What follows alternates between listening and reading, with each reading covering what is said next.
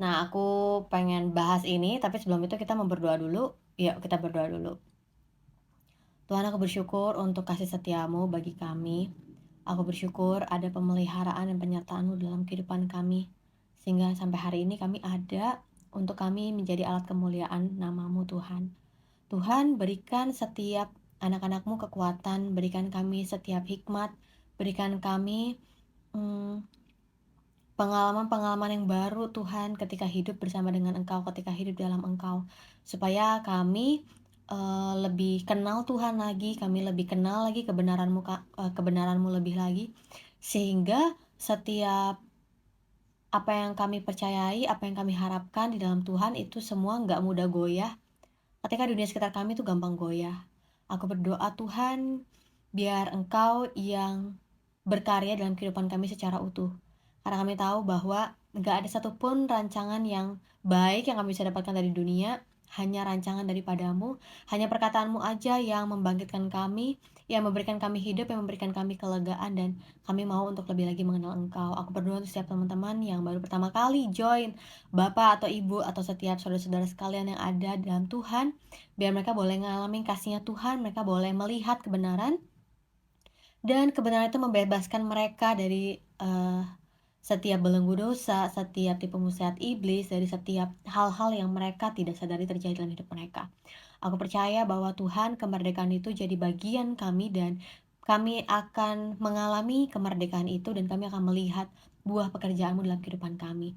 Aku berdoa Engkau yang mematahkan, hancurkan, dan gagalkan setiap rancangan orang-orang jahat dan roh-roh jahat di udara, karena ini adalah waktunya Tuhan, ini adalah caranya Tuhan untuk bisa menjamah setiap orang yang hadir dalam TikTok ini. Terima kasih dalam Tuhan Yesus. Amin. Oke, kita akan bahas dari Yohanes 19, ayat yang pertama. Lalu Pilatus mengambil Yesus dan menyuruh orang menyesah Dia. Jadi kalau misalnya kita lihat dari Yohanes 18 kemarin kan berakhirnya ketika Pilatus yang hadir dalam peristiwa itu, para imam-imam kepala hadir juga di situ, para prajurit juga hadir di situ gitu ya, dan menukar Barnabas, seorang penjahat, dengan Yesus. Dan akhirnya meskipun awalnya Pilatus nggak mau ikut campur, tapi akhirnya Pilatus mengambil Yesus dan menyuruh para prajurit untuk menyesah. Nah, ini tuh sebenarnya berkaitan sama apa yang Yesaya katakan. Aku buka dulu Yesaya 50 ayat 6. Yesaya 50 ayat 6. Aku memberikan punggungku kepada orang-orang yang memukul aku, dan pipiku kepada orang-orang yang mencabut janggutku.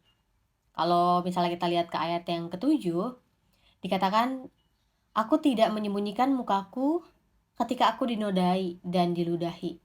Tetapi Tuhan Allah menolong aku, sebab itu aku tidak mendapat noda.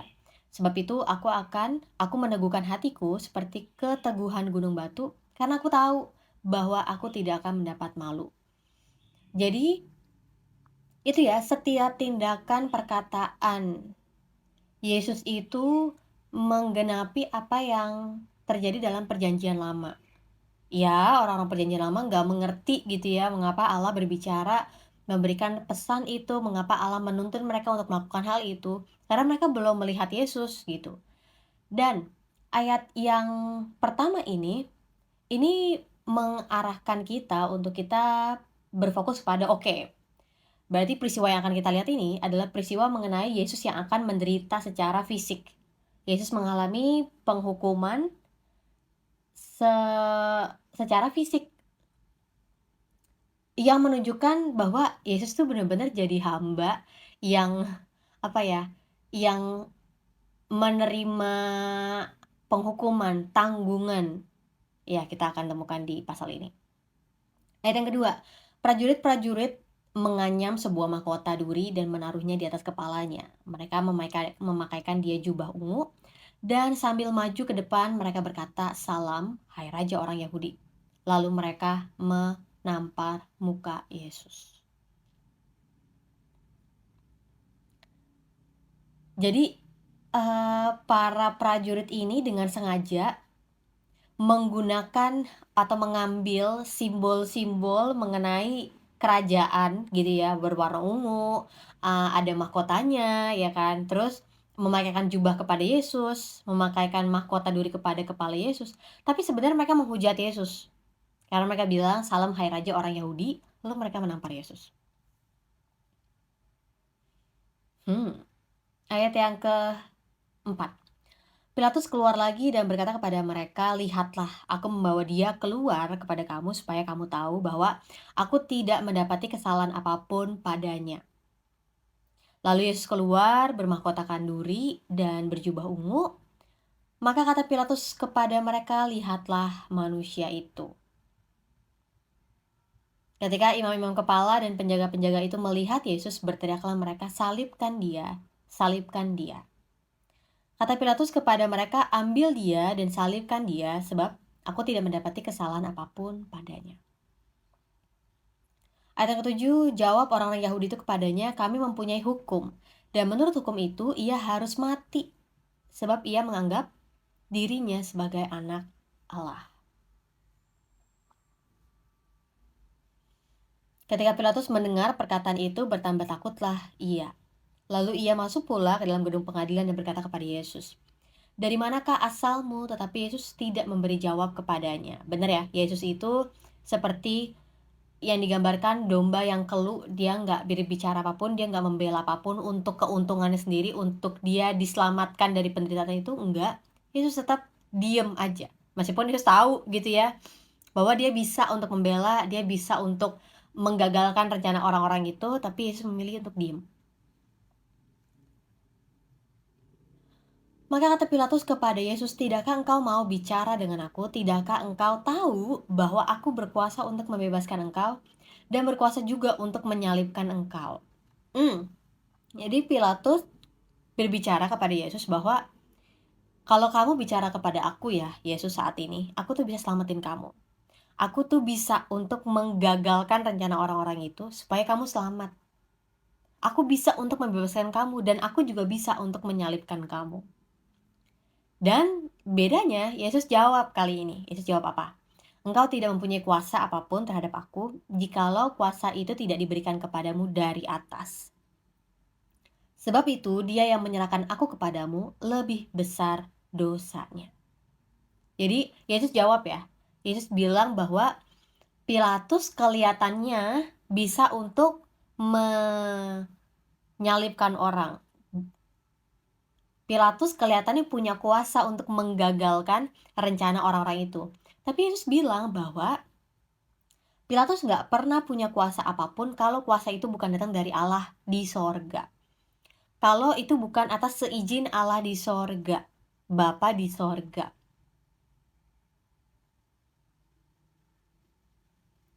Sejak itu, Pilatus berusaha untuk membebaskan Yesus.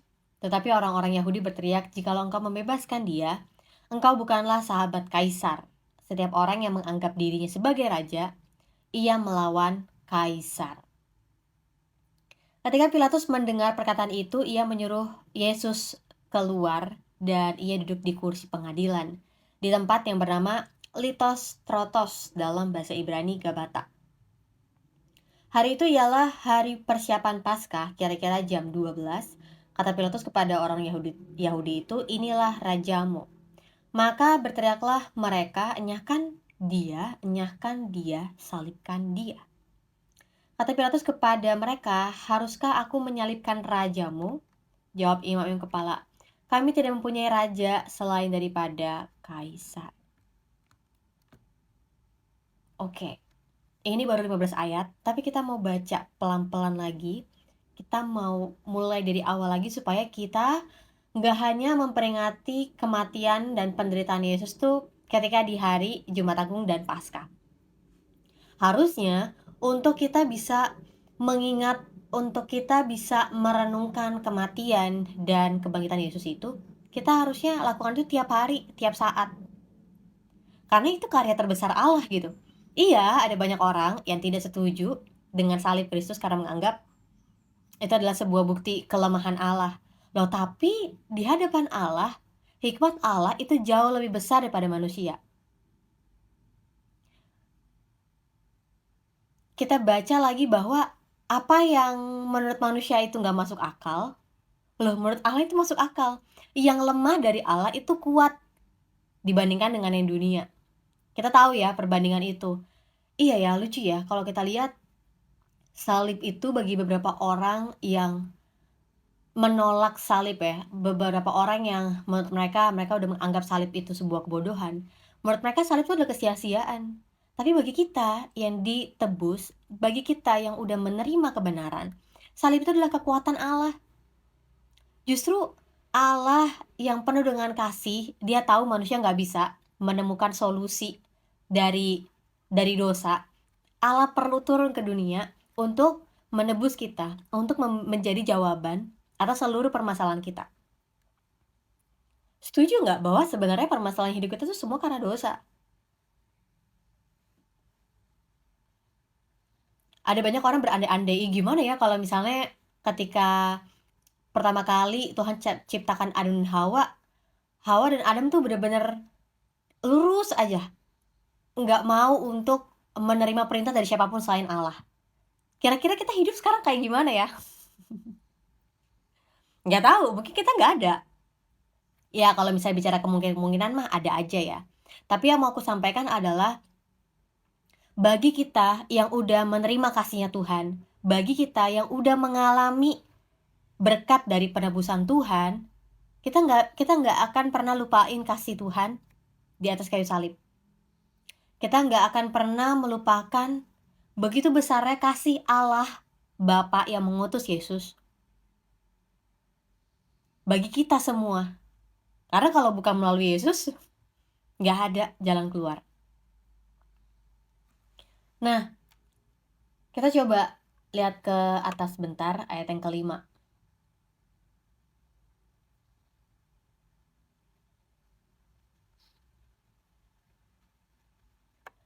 Jadi ketika Yesus keluar, ketika udah dipasangin mahkota duri dan jubah ungu, Pilatus bilang, lihatlah manusia itu, ya, untuk memberikan arahan kepada orang-orang itu, coba nih lihat Yesus yang kalian ingin untuk disesah gitu.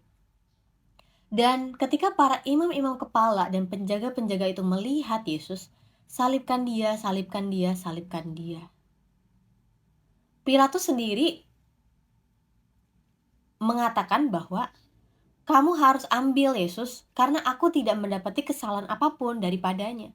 Ketika Pilatus berhadapan sendiri dengan Yesus, Pilatus tidak menemukan kesalahan apapun dari Yesus. Dan Yohanes tulis ini sebagai bukti bahwa ya Yesus gak ada didapati kesalahan. Kan kalau orang disebut sebagai penjahat karena dia melakukan kejahatan, seorang dibilang sebagai apa?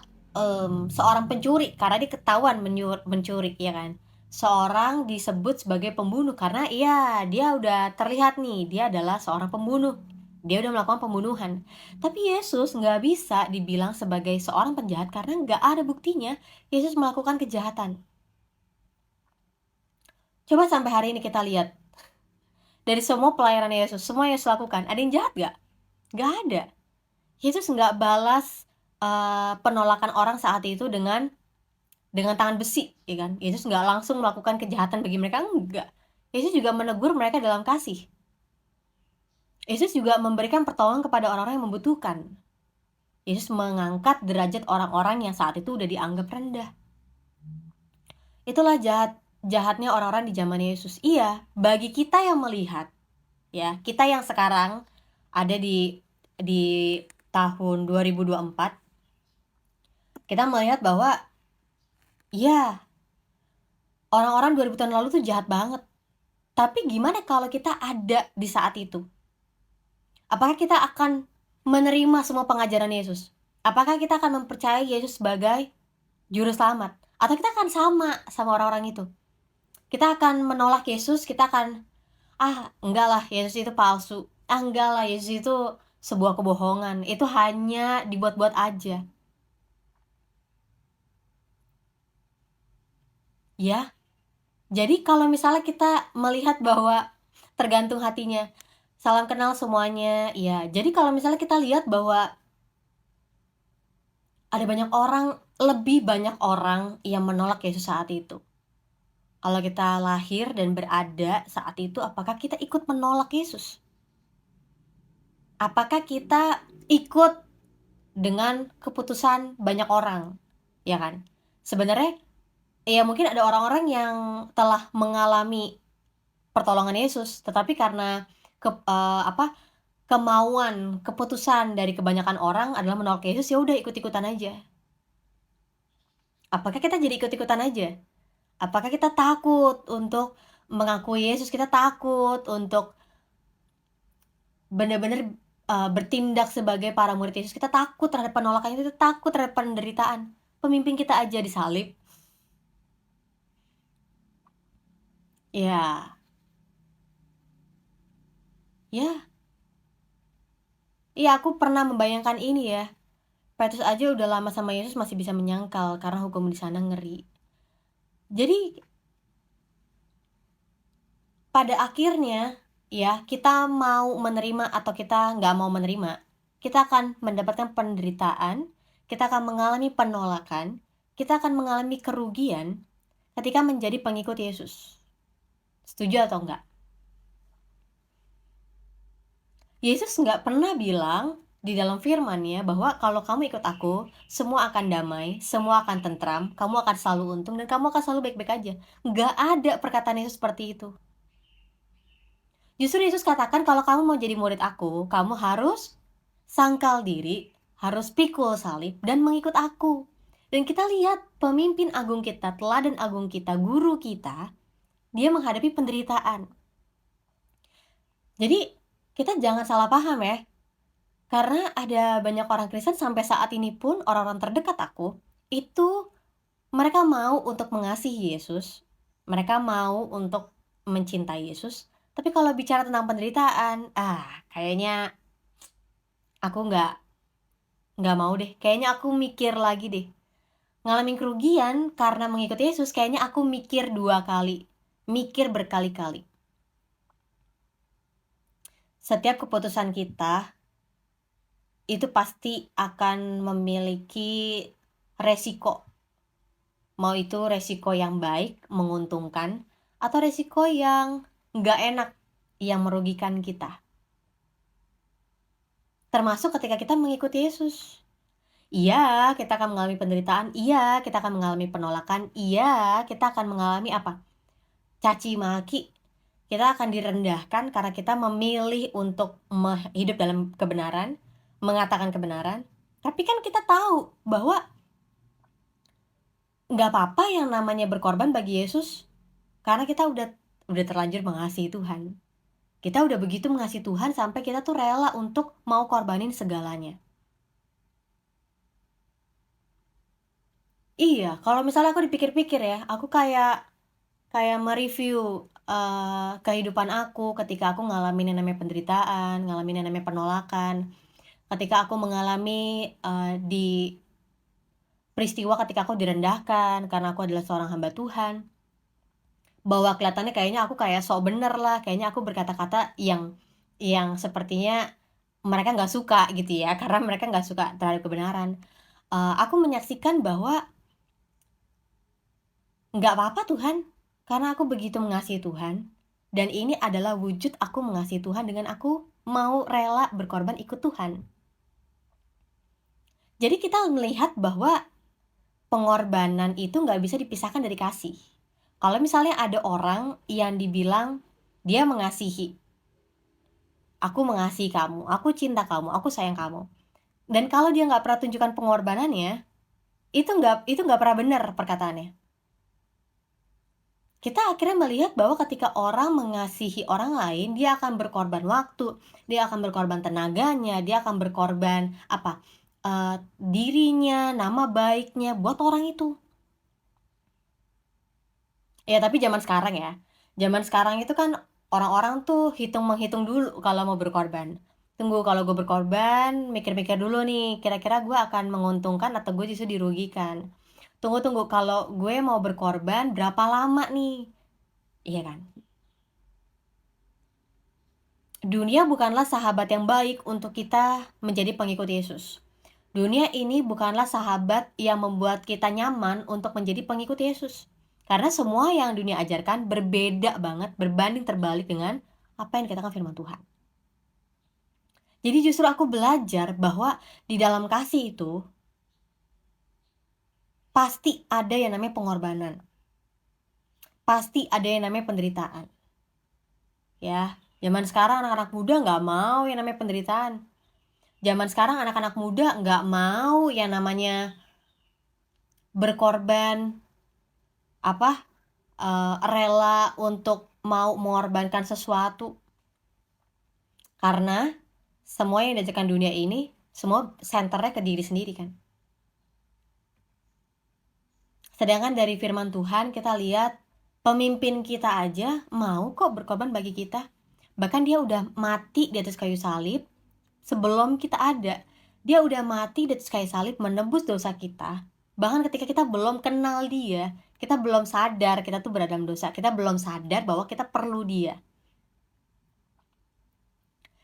Jadi menurut aku the ultimate example ya, contoh yang paling terbesar, contoh yang paling agung dari Yesus.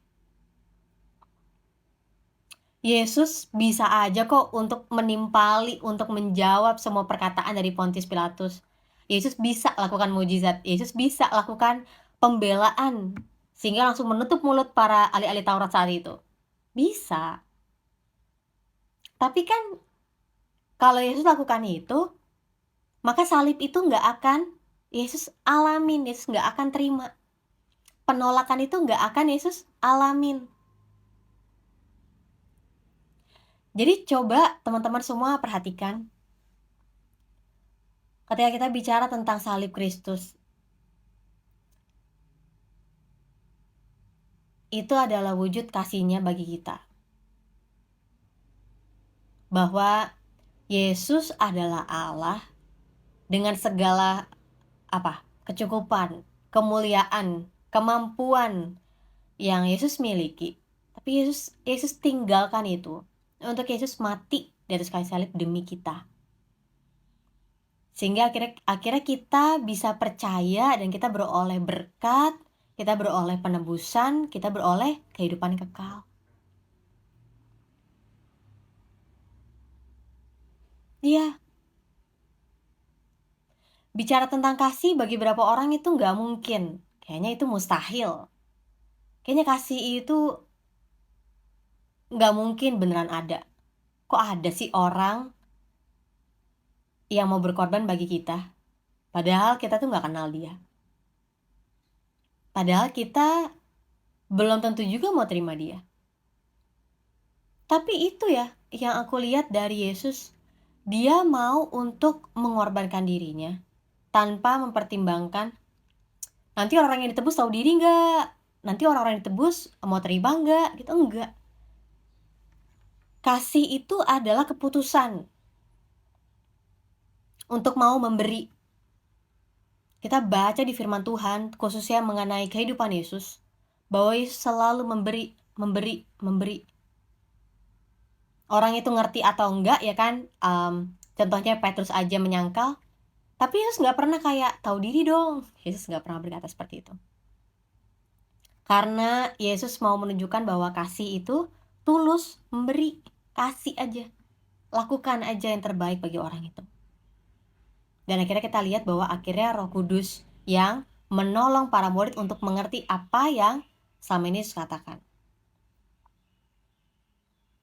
Jadi kita lihat bahwa justru para imam-imam kepala dan para penjaga itu yang meneriakan untuk salibkan dia.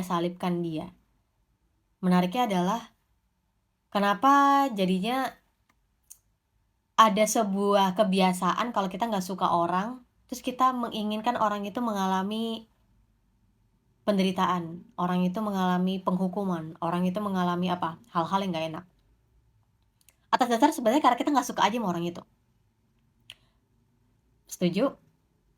Kita punya kecenderungan ketika kita iri sama orang, ketika kita nggak suka sama orang, terus kita merendahkan lewat kata-kata kita, lewat tindakan kita, apalagi lewat cara, tatapan kita.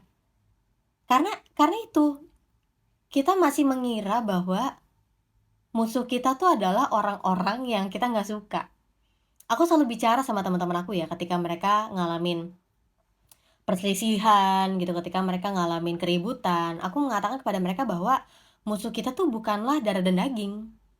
Jadi kalau kita merasa kita nggak cocok sama teman-teman kita, sama orang tua kita, sama teman kerja kita, bukan mereka musuhnya kita. Tapi musuh-musuh kita adalah roh-roh yang jahat di udara. Dan kalau kita peka akan hal ini, kita sadar bahwa orang-orang itu yang melakukan kejahatan, orang-orang yang pikirannya jahat, orang-orang yang punya niat yang jahat, mereka tuh adalah orang-orang yang nggak tahu bahwa mereka tuh udah dimanfaatin oleh roh-roh jahat, udah diperdaya oleh roh-roh jahat. Ya, karena roh jahat pasti akan menghasilkan buah-buah kejahatan. Beda dengan Roh Kudus yang menghasilkan buah-buah kebenaran. Buah kebenaran ya, bukan buah-buah kebenaran. Itu soalnya single ya sebenarnya buah roh itu. Iya, jadi meskipun nggak ada alasan orang itu melakukan kesalahan, tapi tetap aja orang-orang saat itu ingin menyalibkan Yesus. Hal itu masih terjadi nggak sih sampai saat ini? Masih dong. Nggak perlu deh kita bicara tentang kebenaran dalam keagamaan. Kita lihat orang-orang yang melakukan yang benar, orang-orang yang tulus-tulus aja, ikhlas-ikhlas aja, orang yang jujur, lebih banyak dirugikan ya. Tapi nggak apa-apa gitu, emang itu adalah sebuah konsekuensi dari kehidupan kita yang benar. Mungkin nggak perlu jauh-jauh ya, ada banyak contoh lah di sekitar kita bahwa nggak ada kok buktinya dia melakukan kejahatan. Tapi karena keinginan orang-orang itu untuk memenjarakan dia, untuk apalagi untuk membuat dia menderita, untuk membuat dia sedih, untuk merugikan dia, bisa aja terjadi, bisa.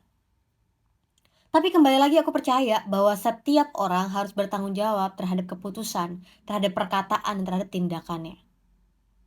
Bahwa suatu saat kita semua akan dihakimi menurut perilaku kita, menurut hidup kita di hadapan Tuhan, bukan dengan standar yang ada, yang dibuat oleh dunia ini, tapi oleh standarnya Allah, oleh standarnya firman yang kita baca.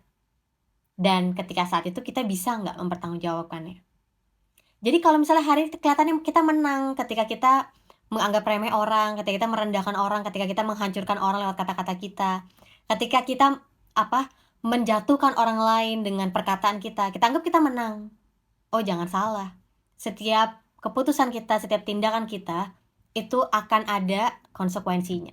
Hari ini kita kelihatannya hidupnya sehat-sehat aja, baik-baik aja, bahagia-bahagia aja.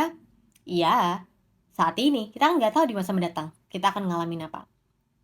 Kita nggak tahu generasi yang akan datang, keturunan kita akan mengalami apa. Buah dari kejahatan yang kita lakukan. Jadi, menurut aku Tuhan itu adil. Iya, Tuhan itu adil. Jangan kita mengira bahwa hari ini kita berbuat jahat, maka saat itu juga kita akan langsung menerima konsekuensi dari kejahatan kita. Kadang-kadang nggak langsung kita terima kok. Kadang-kadang itu kita terima 10 tahun, 20 tahun. Mungkin kita saksikan anak kita akan ngalamin konsekuensi dari kejahatan kita.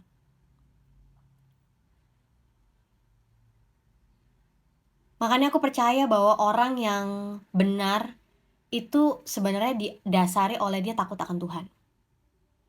Nggak ada seorang pun yang akan melihat apa yang dilakukan di dalam ruangan kerjanya, di dalam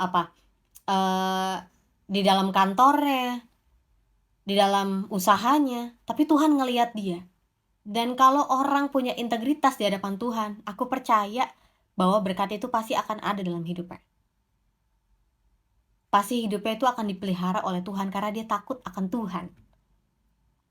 Nah, ini bicara tentang kisah ini, aku jadi teringat bahwa ya itu ya, ada banyak hal peristiwa yang terjadi juga terhadap orang Israel yang akhirnya ditelusuri oleh orang-orang itu adalah akibat dari penolakan mereka kepada Yesus gitu kan.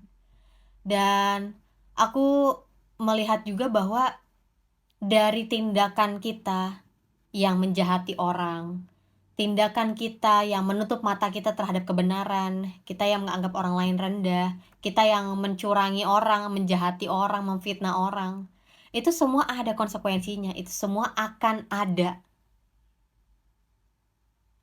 tuaiannya dalam hidup kita.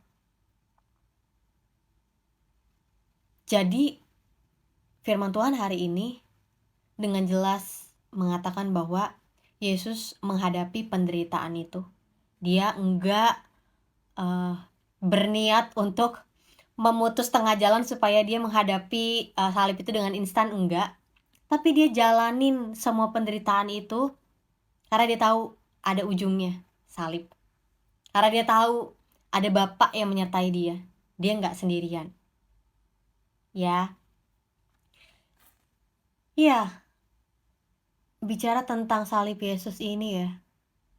Kalau mungkin kita berpikir bahwa kenapa sih harus salib? Kenapa sih iblis nggak gagalkan aja supaya Yesus nggak ngalamin penderitaan ini? Aku keinget bahwa iblis itu kan pernah mencoba Yesus. Ya, walaupun Yesus itu tidak berdosa dan tidak ada dosa dalam dirinya. Tapi iblis mencoba Yesus dengan mengatakan yang tadi kali bahwa kamu harus menyembah aku, maka seluruh dunia ini akan jadi milik kepunyaan kamu. Dan itu menjadi rema bagi aku bahwa iblis itu selalu memberikan kita sebuah tawaran untuk kita tuh memiliki jalan pintas. Kita nggak perlu susah-susah, udah nih jalan cepat aja. Kita nggak perlu berlama-lama, udah gini aja nih ada jalan keluarnya. Nggak perlulah ngalamin proses 5 tahun, 10 tahun, berlama-lama kayak gini, udah jalan cepet aja. Yang iblis tawarkan selalu jalan pintas. Yang iblis selalu tawarkan adalah shortcut. Nggak perlu kita berlama-lama, udah putus tengah jalan supaya kita dapat hasil yang cepat. Nah ini kan sama dengan yang dunia tawarkan sekarang. Semua pengen serba instan, semua pengen serba cepat. Tapi pertanyaannya gimana dengan hasil dari usaha yang instan? Dengan hasil dari usaha yang kita lakukan bertahun-tahun. Hasilnya akan terlihat ketika badai terjadi dalam hidup kita. Hasilnya akan terjadi hasilnya akan terlihat ketika kita mengalami peristiwa yang membuat kita jadi mengingat kembali dasar hidup kita tuh apa. Iya, aku jadi keinget sama ayat bahwa Yesus katakan ada 2 orang yang mau membangun dasar rumah. Satu bangunnya di atas batu, satu bangunnya di atas pasir. Kelihatannya sama-sama berdiri, kelihatannya sama-sama kokoh. Tapi dapat dilihat hasilnya dari mana ketika angin datang. Ketika ombak tinggi datang, ketika hujan badai datang. Kelihatan tuh, rumah itu akan kokoh atau akan hancur karena dari dasarnya. Setiap orang yang memegang perkataan Tuhan, setiap orang yang mempercayai, yang menaruh hidupnya dalam perkataan Tuhan, orang itu akan tetap berdiri, kuat. Bukan karena kemampuannya, tapi karena dia mengandalkan Tuhan dalam hidupnya. Dia mengandalkan hikmatnya Tuhan, dia mengandalkan kekuatannya Tuhan, dia mengandalkan tuntunannya Tuhan. Nah, ini ada yang ngomong, kalau keyakinan Anda tidak ingin dipertanyakan, apalagi dihina, jangan dipublikasikan. Loh, terima kasih ya untuk sarannya. Tapi saya pengen berbagi aja. Kalau misalnya ada yang bertanya atau menghina, nggak apa-apa, itu keputusan Anda. Jadi santai aja. Kita kalau misalnya lagi share di live talk ini, santai aja semuanya. Agamaku, agamamu, agamamu. Clear? God bless you. Nah, jadi teman-teman semuanya, kalau misalnya nggak setuju, nggak apa-apa, out aja di live TikTok ini. Kalau misalnya mau tetap hadir, nggak apa-apa di sini juga, gitu. Jadi kita ada untuk saling menghormati ya, sebagai netizen Indonesia. Jangan kita saling menjatuhkan dong. Ini gimana sih adab kita, etika kita di hadapan Tuhan, di hadapan sesama juga ya. Tulisan Anda seperti itu tuh jadi Anda sendiri yang akhirnya dianggap orang rendah gitu. Kita saling menghormati aja, saling menghargai aja. Toh juga saya nggak pernah ajak Anda untuk masuk ke gereja saya kan, jadi santai aja. Ya, jadi demikianlah firman Tuhan hari ini. Aku banyak membagikan apa yang aku dapetin, tapi aku percaya bahwa firman Tuhan itu akan memberikan kita pengertian lebih lagi. Firman Tuhan itu akan memberikan kita penghiburan lebih lagi, khususnya ketika kita mau untuk belajar tentang penderitaan, tentang kematian dan kebangkitan Yesus. Jadi balik lagi ya, kita ngelihat bahwa semua itu Yesus lakukan karena kasihnya kepada kita. Ya, jadi pada akhirnya kita lihat bahwa kasih itu nggak bisa dipisahkan dari namanya pengorbanan. Kasih itu nggak bisa dipisahkan dari yang namanya niat baik, ketulusan, ikhlas. Jadi kalau misalnya kita berbuat baik tapi kita masih hitung-menghitung, kalau kita berbuat baik tapi kita masih punya niat buruk, niat jahat, kalau kita berbuat baik tapi kita kayak masih mengharapkan timbal balik, itu bukan kasih. Itu bukan kasih. Ya. Ya, thank you semuanya buat teman-teman semua yang hadir di live TikTok hari ini. Wah, rame nih ya, ateis online. Baru pertama kali ya, join ya? Ya, kalau nggak setuju digeser aja, nggak usah ikutan di live talk ini, nggak apa-apa. Ini untuk untuk teman-teman semua yang mau dengar firman Tuhan, untuk teman-teman semuanya yang mau cari renungan di siang hari ini. Jadi ada banyak orang ya yang penasaran, ada banyak orang yang mereka tidak menyukai kebenaran firman Tuhan, dan sayangnya mereka harus memunculkan diri mereka di live talk ini dengan kata-kata yang kurang beretika, ya. Nggak apa-apa. Mereka lakukan itu karena mereka tidak tahu apa yang mereka perbuat. Nah, gimana teman-teman semuanya setelah dengerin renungan di live TikTok siang hari ini? Aku merasanya bahwa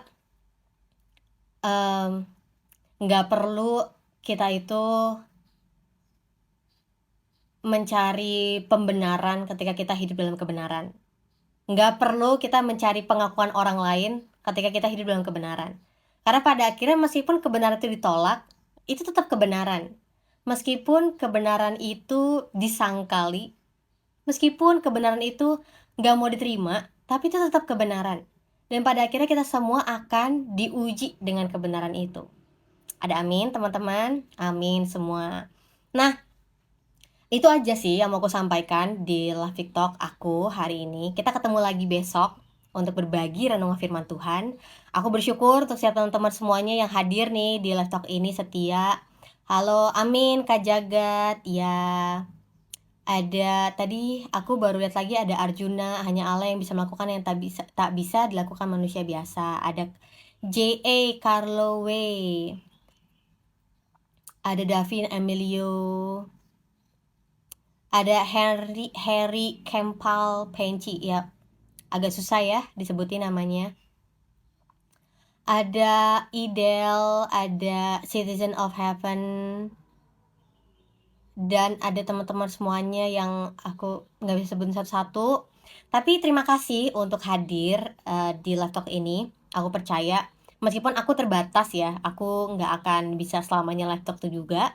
Tapi aku percaya bahwa ada Roh Kudus yang bersama dengan kita, dan ada Roh Kudus yang akan memberikan pengertian, dan ada Roh Kudus yang akan mengajarkan kita.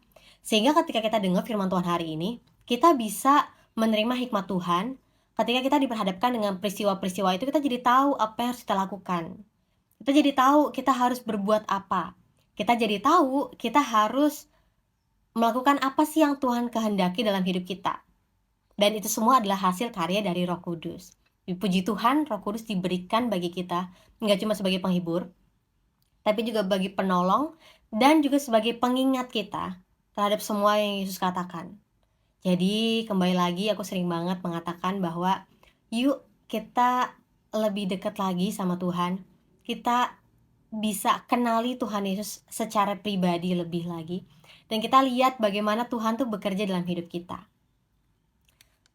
Ya, itu sih. Tapi sebelum itu kita mau berdoa. Ya, kita berdoa. Tuhan, aku bersyukur untuk siapapun yang hadir di live talk ini dari awal sampai akhir. Aku bersyukur juga ada orang-orang yang tidak setuju dengan aku adalah TikTok hari ini. Aku percaya Tuhan kasih-Mu sangat besar bagi setiap kami. Aku percaya bahwa kasih-Mu ada dinyatakan bagi kami, sehingga kami bisa jadi saluran kasih-Nya Tuhan bagi orang di luar sana. Termasuk orang-orang yang menolak Engkau, termasuk orang-orang yang belum mengenal Engkau. Aku percaya Tuhan bahwa kebenaran-Mu itu adalah hidup bagi kami, kebenaran-Mu adalah tuntunan bagi kami. Kebenaran-Mu tuh adalah kekuatan bagi kami sehingga kami dapat bertahan sampai pada akhirnya, dan biarlah kami bisa mempertanggungjawabkan apa yang udah kami lakukan, apa yang bisa kami lakukan selama kami hidup. Tuhan, hari ini kami menyaksikan bagaimana Engkau dibuat menderita dan ada banyak orang yang menolak Engkau. Dan kami bersyukur bahwa Engkau, Yesus, telah menjadi teladan yang mau setia menjalani semua penderitaan, yang mau terus maju, nggak mundur menghadapi salib itu. Kalau Tuhan nggak ada, kalau Tuhan nggak mati di kayu salib, kami hari ini hadir hidup sebagai orang-orang yang nggak punya harapan. Karena kami cuma hidup 70-80 tahun di bumi ini, tapi kami akan mati selama dalam maut. Dan kami bersyukur hikmat-Mu, berkat-Mu, damai sejahtera-Mu ada dalam hidup kami. Kami bersyukur Tuhan bahwa Engkau Allah yang luar biasa. Engkau Allah yang punya kuasa yang lebih besar daripada apapun yang di dunia ini. Engkau yang akan menang, Engkau yang akan menghancurkan setiap musuh-musuh-Mu, dan Engkau yang memberikan kami kemenangan karena kami adalah-Mu dan Engkau ada dalam kami. Terima kasih Tuhan, ada damai sejahtera-Mu, ada hikmat-Mu Tuhan turun bagi setiap teman-teman semuanya yang ada di laptop ini. Biar mereka bisa mengalami, mendapatkan berkat seperti Engkau ada untuk memberikan berkat kepada hamba-Mu ini. Terima kasih banyak dalam nama Tuhan Yesus. Amin. Amin semua teman-teman. Thank you buat hadir di live TikTok aku di siang hari ini. Aku cuma mau bilang bahwa